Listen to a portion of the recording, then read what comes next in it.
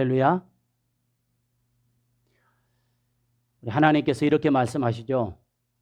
나의 생각은, 너희를 향한 나의 생각은 평안이요 미래와 희망이다.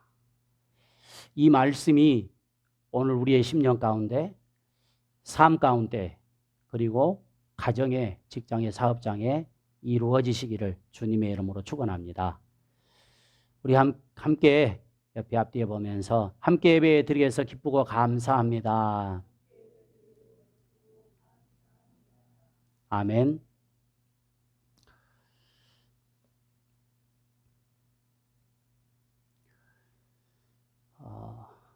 우리 지난주부터 미래와 희망이라고 하는 주제를 가지고 말씀을 전하고 있어요. 자, 오늘은 본문의 말씀을 중심으로 해서 함께 따라할까요? 희망을 전념시키는 사람이 되자. 희망을 전념시키는 사람이 되자라고 하는 제목으로 함께 은혜를 나누고자 합니다. 이 전념이라고 하는 단어는 사전에 보니까 옮기는 것 이렇게 되어 있어요. 전념은 옮기는 것이다. 전념이라고 하는 단어는 주로 의학적인 용어로 바이러스를 옮겨서 질병에 걸릴 때 사용되는 그런 단어입니다. 코로나도 이 바이러스를 옮겨서 전염시키는 그러한 질병이잖아요. 그런데 이처럼 바이러스를 통해서 사람에게 질병만 가져다 주는 것이 아니라 우리가 말하는 것도요. 말하는 것도 이 입에서 나오는 말도 사람들에게 전염성이 굉장히 강합니다.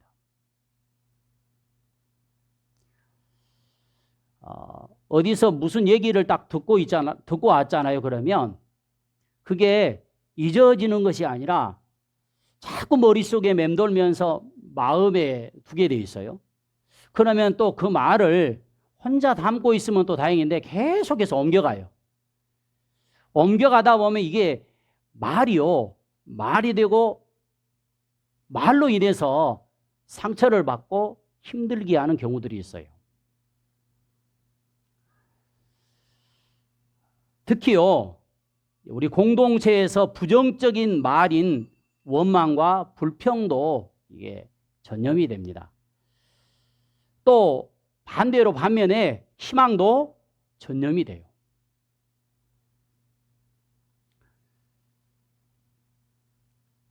어느 부부가 고속도로를 신나게 이제 드라이브를 하고 있었답니다. 그때 바로 옆 2차선에서 멋지게 생긴 남자가 운전하는 아내를 쳐다보더니 V자를 하고 이렇게 살짝 웃고 지나가는 것입니다. 그러자 운전하는 아내가 얼굴이 빨개지면서 남편에게 여보, 내가 아직도 예쁘긴 예쁜가 봐. 방금 지나가는 남자가 나를 보고 승리의 V자를 하고 가네요.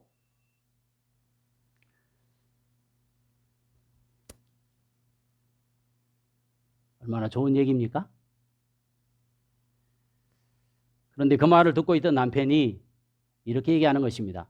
여보, 착각하지 마. 그 남자가 당신에게 했던 V자는 1차선으로 가지 말고 2차선으로 가라는 신호야, 이 바보야.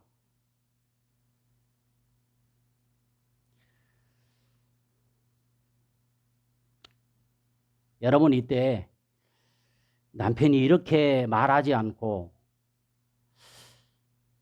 그 남자 눈이 참 좋은가 봐. 제대로 안 해. 여보, 당신은 내가 봐도 최고 미인이야 라고 말했다면 그날 아내는 아마 희망의 에너지가 팍팍 솟아올랐을 거예요. 그런데 남편이 아내의 희망의 풍선에다가 바늘로 빵 찔러서 뻥 터뜨려 버리는 거예요. 성도 여러분, 이 말이라고 하는 것은요, 마음속에 어떤 생각을 가졌느냐에 따라서 다르게 이렇게 표현되는 것을 아마 여러분들도 많이 체험하며 살아갈 것입니다. 저 자신을 보더라도 혹시 마음이 불편하면요, 말투가요, 괜히 톡톡 쏘는 말을 하는 것을 알게 됩니다. 그러나 반대로 마음이 평안하면 좋은 말, 부드러운 말을 하게 되는 것을 보게 돼요.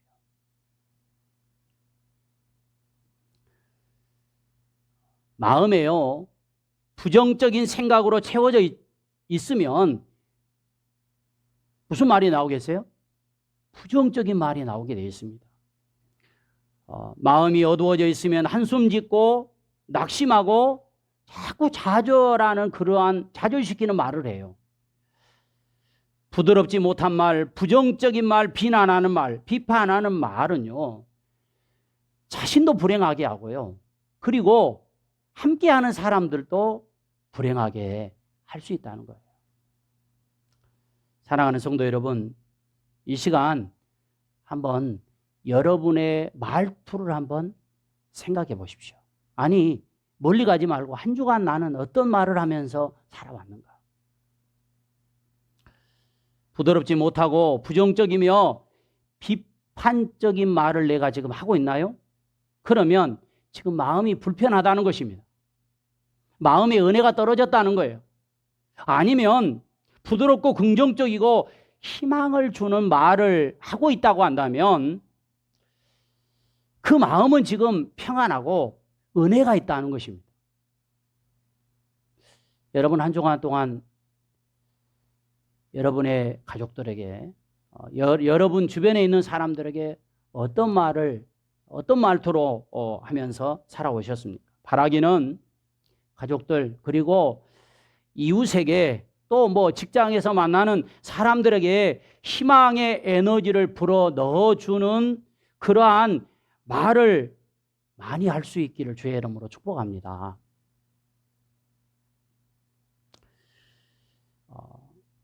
우리 한번 옆에 계신 분들한테 그렇게 얘기합시다.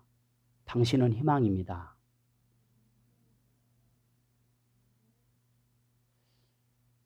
말하는 것이 좀 그게 힘이 없는 것 같아요.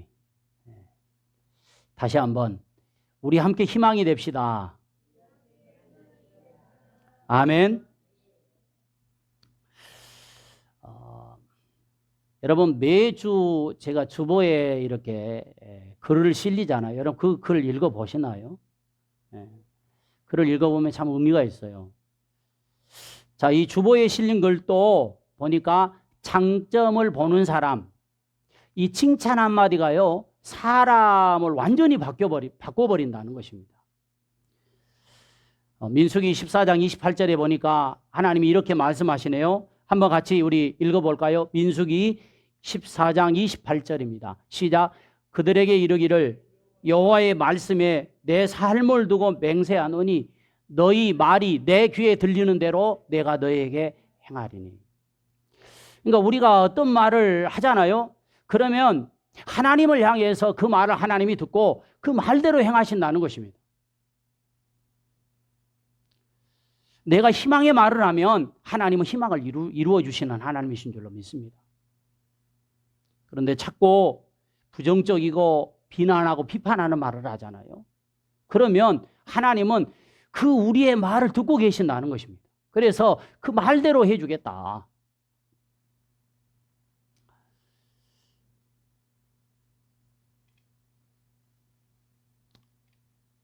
우리 찬송 복음성가 가사 가운데 그런 가사가 있잖아요.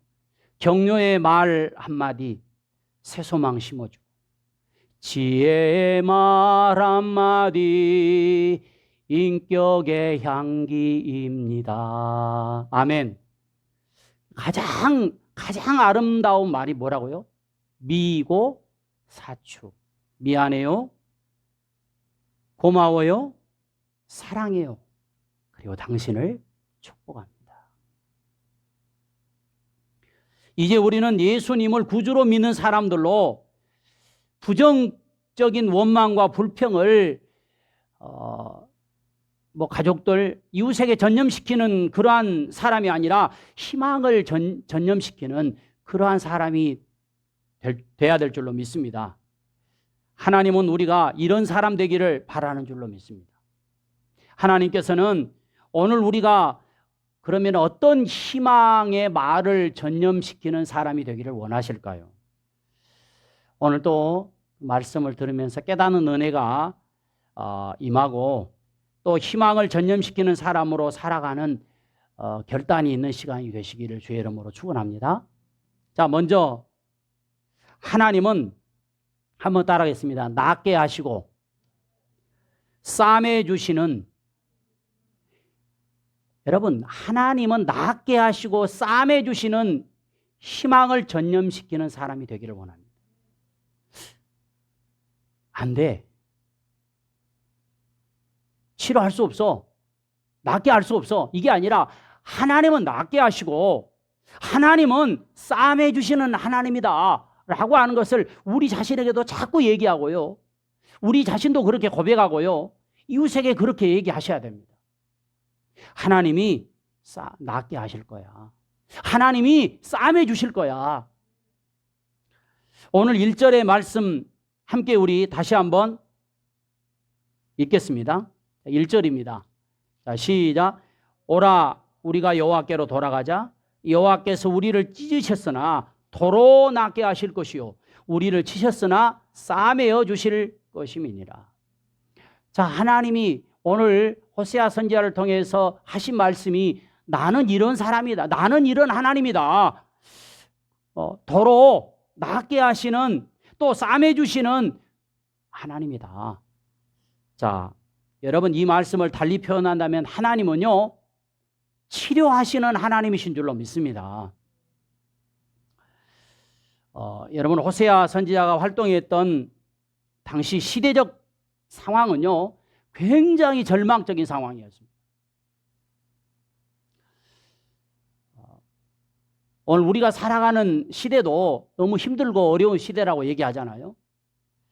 호세아서 1장에 보면요 하나님께서요 어느 날 호세아에게 이렇게 말씀하십니다. 야, 너 가서 결혼을 해라. 그런데 결혼을 하는데, 자, 여러분, 우리가 결혼하면은 좀 배경도 보고 또 어떤 여러 가지 어떤 그 얼굴도 보고 또 이런 걸 보잖아요. 그런데 하나님이 호세아 선지자에게 결혼하라고 말씀하는 여자가 누구냐면 너 음란한 여자하고 가서 결혼해. 자, 여러분, 말이 안 되는 소리잖아요. 왜 하나님께서 이렇게 말씀하셨을까? 너 음란한 여인 고매를 데려다가 아내를 삼고 그 고매를 통해서 자식을 낳아라.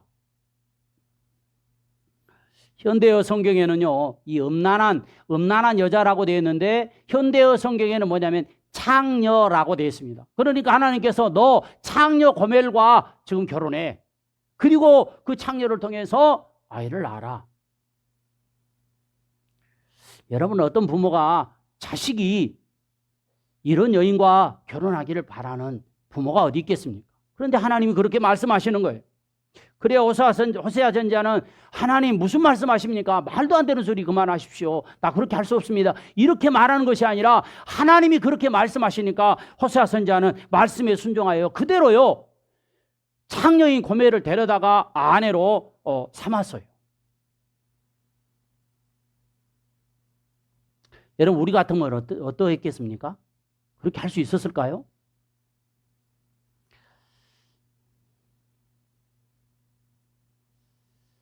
하나님께서 이렇게 하라 하신 이유가 있었습니다. 그냥 하나님은 아무 생각 없이 그렇게 말씀하신 게 아니에요. 자, 하나님과 이스라엘 백성들은 관계가 하나님은 아버지시고 우리는 자녀라고 얘기하잖아요. 자, 그러면서 또 어떻게 얘기하냐면 하나님과 이스라엘 백성들은요, 뭐라고 얘기하냐면 혼인하는 관계다라고 이렇게 표현을 해요. 호세아서 2장 16절에 보면요, 여호와 하나님은 이스라엘의 남편이시오, 이렇게 말씀하시거든요. 자, 하나님은 이스라엘 백성들에게 하나님은 남편이라는 것입니다. 남편. 자, 그러면 이스라엘 백성들은 뭘 하는 거예요? 아내라는 거잖아요. 아내. 자, 이사야서 54장 5절에도 이는 너를 지으신 이가 내 남편이시라. 그의 이름은 만군의 여호와이시며 내 구속자는 이스라엘의 거룩한 자시라. 그는 온 땅의 하나님이라 일컬음을 받을 것이라. 자, 이스라엘 백성들 정말 보잘것없는 사람이었고 민족이었어요. 자, 이렇게 표현하면 좀 그럴 수 있지만 마치 고멜과 같은 여인. 정말 아브라함을 하나님이 택하실 때 아브라함은요, 그의 아버지가 우상을 만드는 사람이었잖아요. 그러면 어찌 보면 영적으로 이것을 생각해 보면 마치 음란한 그러한 삶을 살았다는 거예요. 그런 하나님이 이스라엘 민족과 뭐예요? 혼인했다는 거예요. 아내로 삼아 주셨다는 거예요.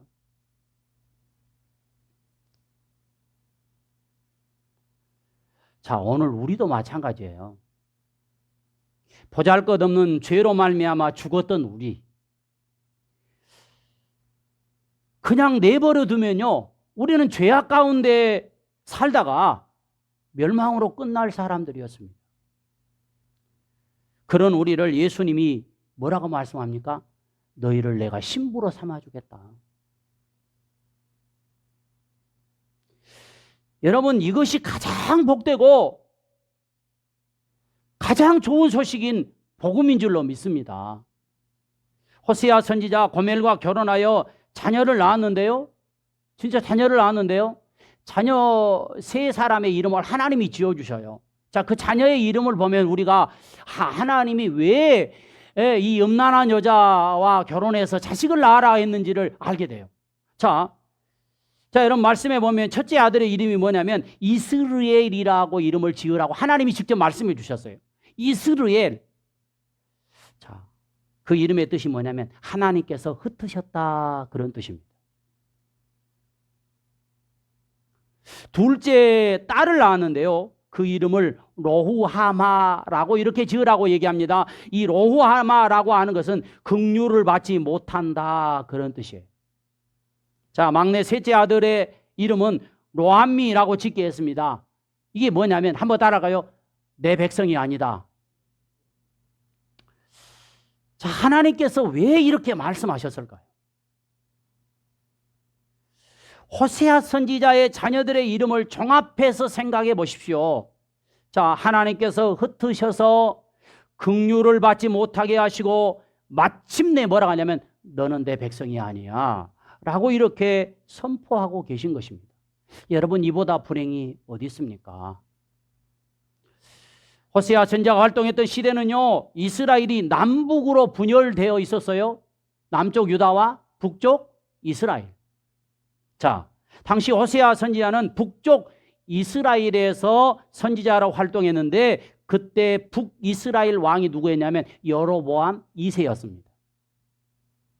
당시 북쪽 이스라엘은 경제적으로 굉장히 부강한 그러한 상황이었습니다.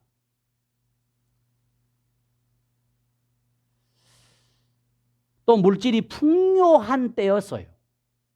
자, 여러분, 그러면 경제적으로 풍요롭고 물질이 풍성했다? 누가 하신 거예요? 하나님이 하신 것입니다. 여러분, 우리가 평안하고요, 우리 잘되게 하신 것은 누가 하신 거예요? 내가 잘나서 된 게 아니라 하나님이 하신 거예요. 자,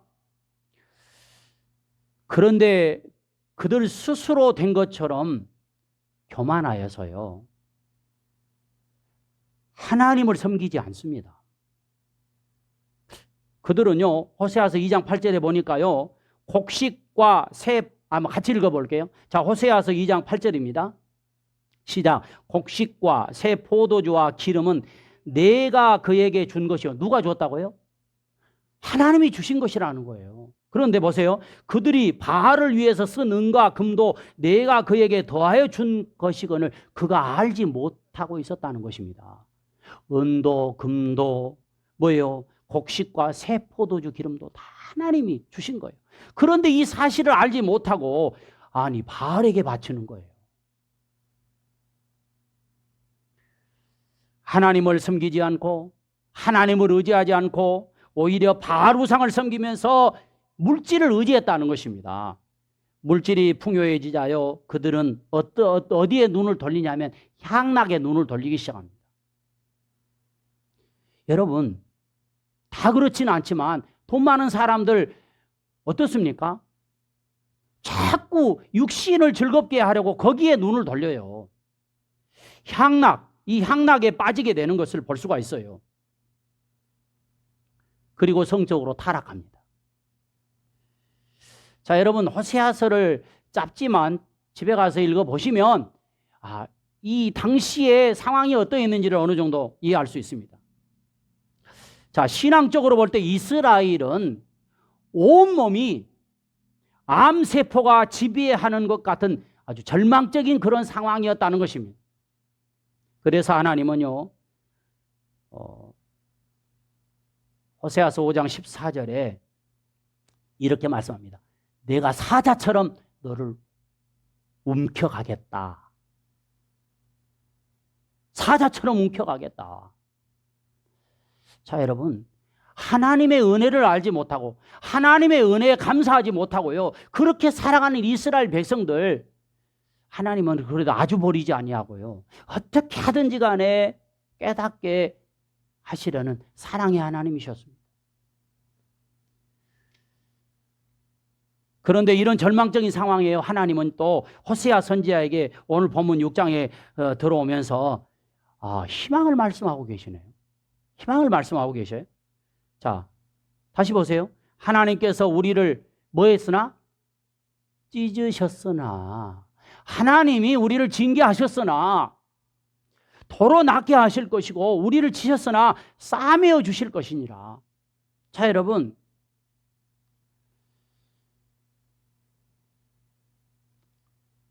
부모님들이요, 자녀들이 잘못하면 막 때려놓고 또 나중에 오면 약 발라준 부모들 있잖아요. 네, 그렇죠? 네. 이게 부모니까 그러는 거예요. 하나님은요, 정말 내 백성, 내가 신부로 삼은 그들이 타락하고, 이제 고멜 그 사건을 보면요, 여기서 끝나지 않습니다. 고멜이요, 그렇게 했으면 은혜 가운데서 호세아 선지자하고 잘 살아야 되잖아요. 그런데 자식 낳아놓고 또 바람 펴버려요. 하나님께서요, 그냥 내버려 두지 아니하시고 너 가서 고멜 그 돈 주고 다시 사와라. 또 다시 사와. 여러분, 이게 뭐냐면 영적으로 바로 이스라엘 백성들을 향한 하나님의 메시지고 온 우리를 향한 메시지예요. 하나님께서 끝까지 우리를 버리지 아니하신다는 것입니다. 이게 하나님의 은혜인 줄로 믿습니다. 좀 죄졌다고 해서 너 내 자식 아니야 이렇게 말했지만 진짜 자식 아니라고 얘기하겠어요?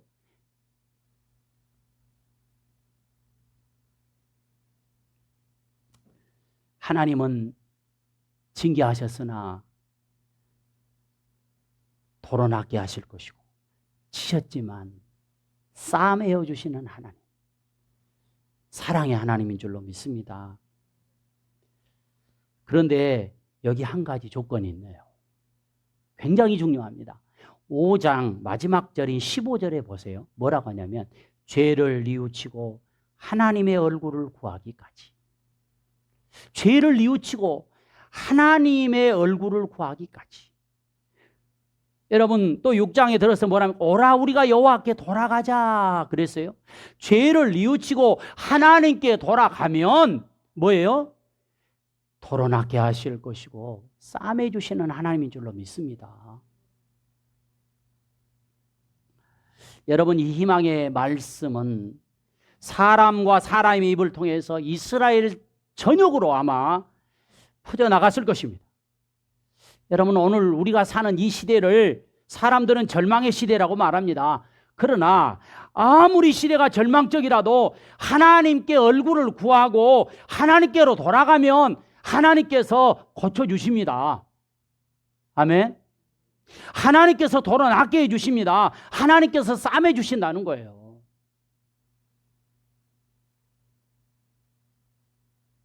먼저 우리가 희망이 되는 이 약속의 말씀을 믿고 사람들에게도요, 이 희망의 말씀을 전념시키는 그러한 삶을 살아가시기를 주의 이름으로 축복합니다.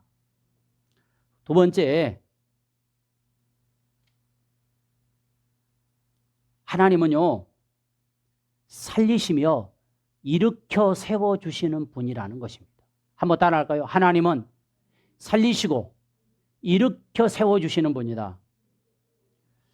자, 여러분 2절의 말씀 보십시오. 여호와께서 이틀 후에 우리를 살리시며, 살리신다고 그랬잖아요. 셋째 날에 우리를 일으키시리니 우리가 그의 앞에서 살 것이다. 자, 여기요, 셋째 날에라고 하는 날을 셋째 날, 왜 셋째 날이라고 했을까? 이것은 뭐냐면 빠르게 확실하게 살리고 일으키실 것을 의미하는 그러한 숫자입니다. 죄를 뉘우치고 하나님께 돌아가기만 하면 이스라엘을 정치적으로 그리고 도덕적으로 영적으로 다시 회복시켜 살리시고 일으켜 세워주시겠다라고 하는 약속의 말씀이에요.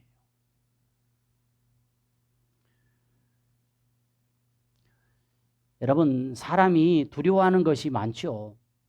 그런데 그 두려워하는 것 중에 가장 큰 것이 뭐냐면 죽음입니다. 죽음. 인류는 이 죽음을 정복하기 위해서 끊임없이 노력해 왔습니다. 사고사든 병사든 자연사든 죽음은 누구에게나 한번 찾아옵니다. 자, 인류 역사 가운데 지금까지 죽지 않고 살아있는 사람이 있나요? 부자도, 권력자도, 미인도, 학자도, 젊은이도, 늙은이도 모두 죽었어요. 고대 이집트의 파라오들은요, 죽음을 정복하기 위해서 많은 노력을 기울였다고 그래요. 그런데 결국 이 죽음을 정복하지 못합니다. 자, 우리가 자주 들었던 중국의 황제 진시황은 불멸의 생명을 꿈꾸면서 연금술사들에게 죽음을 막아주는 묘약을 찾아오라고 명령을 했대요. 과학 문명이 발달되는 오늘날 과학주의 신봉자들은 과학이 영생을 줄 것이라고 그렇게 주장을 합니다. 실제로요, 2015년 1월에 희귀 뇌종양을 앓다가 사망한 태국의 2살 여자아이가 냉동인간이 되었다는 소식을 내보냈어요. 자, 그랬더니요, 세계 곳곳에서 미래 부활을 확신하며 또 생을 마감한 부모를 비롯해서 자식 또 남편과 아내 등을 냉동 보존하는 사례가요 증가했다는 것입니다. 여러분, 우리가 알지 못하지만 지금도요 냉동 인간으로 있는 그런 분들이 굉장히 많다네요.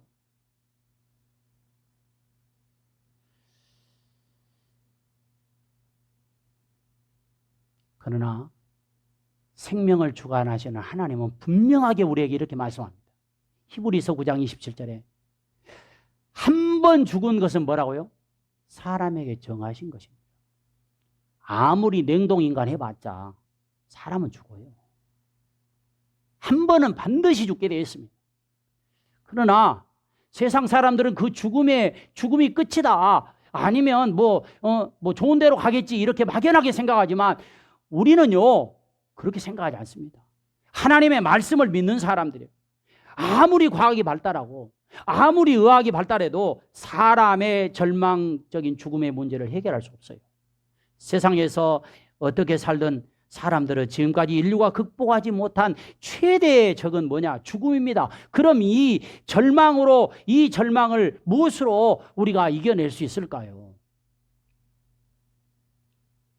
그렇습니다. 우리는 예수 믿는 사람들입니다. 예수님을 구주로 믿는 사람들이에요. 예수님은요, 분명하게 우리에게 밝히고 있습니다. 자, 우리 한번 요한복음 11장 25절의 말씀입니다. 자, 믿음을 가지고 확신을 가지고 한번 같이 우리 읽어보겠습니다. 시작. 예수께서 이르시되 나는 부활이요 생명이니 나를 믿는 자는 죽어도 살겠고 무릇 살아서 나를 믿는 자는 영원히 죽지 아니하리라. 아멘. 할렐루야. 여러분, 예수 믿으면요, 사람의 가장 절망적인 병, 죽음의 병을 정복할 수 있습니다. 또 요한복음 5장 24절에 보니까 이렇게 예수님이 선포하십니다. 내 말을 듣고 나 보내신 이를 믿는 자는 영생을 얻었고 심판에 이르지 아니하나니 뭐라고 그랬어요? 사망에서 생명으로 옮겨졌느니라. 할렐루야. 우리는 죽음의 공포로 희망을 잃어버린 사람들에게 하나님께 나오면 하나님이 당신을 살려주시오. 하나님의 자녀로 살아가면 영생을 얻을 수 있어 라고 이렇게 이 말을 전념시키는 그러한 사람이 돼야 될 줄로 믿습니다. 예수님은 가는 곳마다 희망을 전파하셨어요.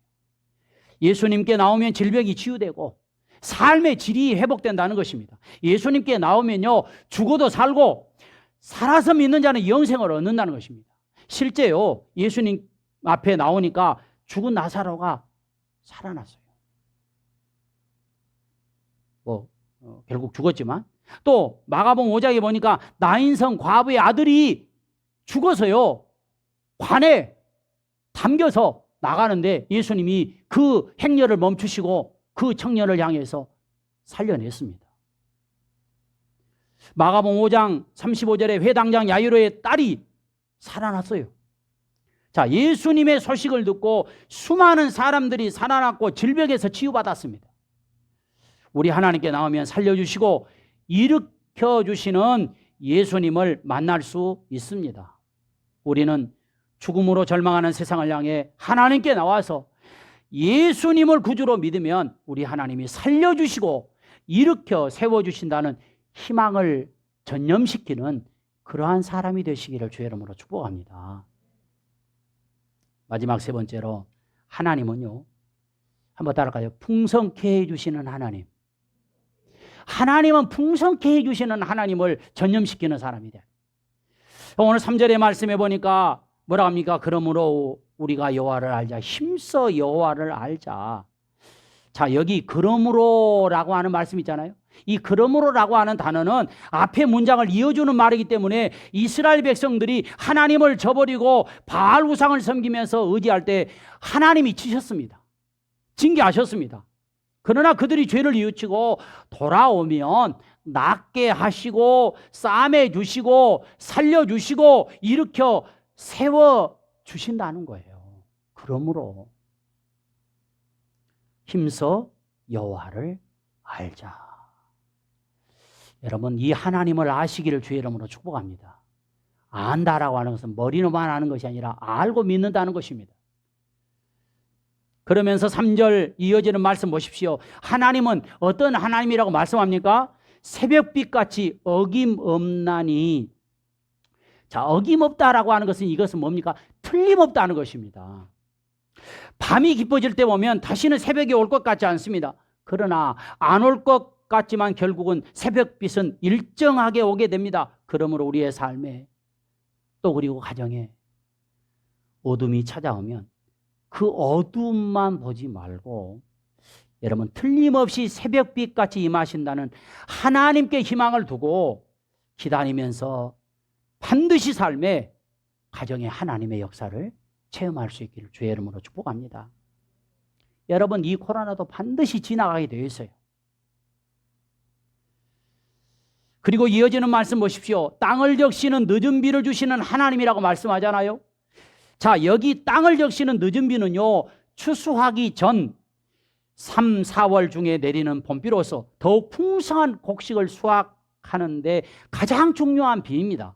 자, 여러분, 요즘 우리 가을날이어서 추수하잖아요. 그런데 추수하기 전에 적당한 비가 내려줘야, 그리고 햇볕이 내려져야 이 곡식이 확 자라고 열매를 맺어서 수확이 더 풍성해지는 것입니다. 이와 같이 만물을 소생시키시고 곡물에 풍성한 축복을 주시는 늦은 비처럼 하나님을 힘써 아는 백성들에게 풍요로운 축복을 주신다는 것입니다. 하나님은 호세아를 통해서 절망적인 상황에서 축복해 주시는 희망의 말씀을 주고 계십니다. 오늘 우리에게도 똑같아요. 하나님께서는 우리가 이 사실을 먼저 믿고 또 절망 가운데 있는 주변 모든 사람들에게 하나님 앞에 나오세요.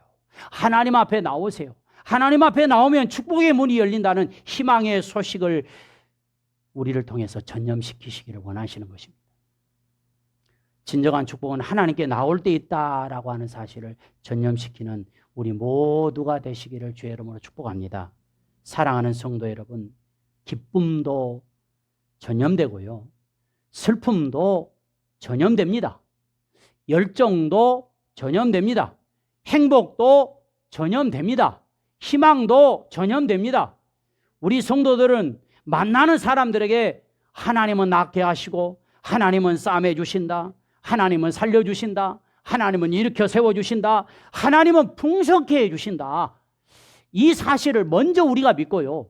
그리고 이웃에게, 우리 가족들에게 자꾸 이 말을 전하는, 전염시키는 그러한 삶을 사랑하는 우리 모두가 되시기를 주의 이름으로 축원합니다.